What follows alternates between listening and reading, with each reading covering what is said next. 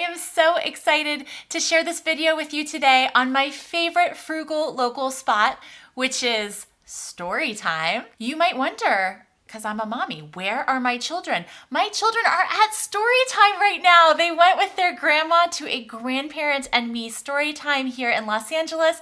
So today I wanted to talk to you about the Storytime that really rocked my world as a mother. And then I have a tip for you at the end, how you can recreate this if you don't have a local Storytime where you live that's quite like the ones where we live. This video is in collaboration with Baby Steps Brad. I'm gonna link him and all of the collaborators down below. We're all talking about our favorite frugal local spots. When my 5-year-old was just a little tiny baby, I started taking her to our local Storytime at the Studio City Library. It turns out that the Storytime at the Studio City Library is the best attended Storytime in all of the LA public library system. That was my luck. It was something that I didn't know anything about before I became a mother, but it's something that has really enriched me as a parent as well as my children. So I find that Storytime, which is designed for babies through preschool age, Storytime is a great preschool for your child. My daughter, when she was a tiny baby, less than a year old,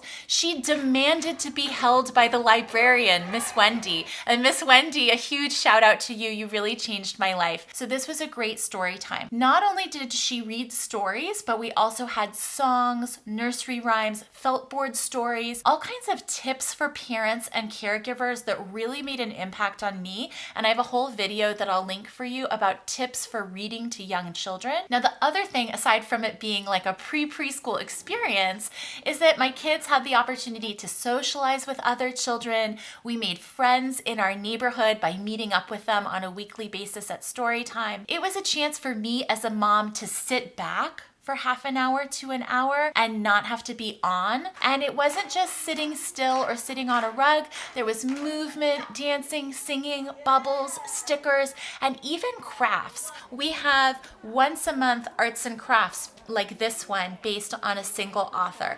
We have a whole series in the summertime that has additional weekly activities, experts, animal people come. You could cobble together almost like a nursery school schedule just by hitting all the libraries in your area. From there, I went crazy and I started finding story times at other places that weren't even libraries. The LA Arboretum, the Skirball Cultural Center, the LA County Museum of Art. So over things like winter break or spring break, when both of my kids are out of school, I literally put together an entire 5-day-a-week schedule of story times or other educational programming at our museums and libraries. I even do this on vacation. So Washington, D.C., I did a video about this. When we visit my grandma, we go to Storytime. These are 2 books that I recommend that my kids love. The Library by Sarah Stewart, about a woman who loves to read and she donates her collection to the community. This is a wonderful book by Eve Bunting called Our Library, and it's about these little woodland critters who are working to save their library. I love that these books teach about generosity in the community as well as a love of books. My last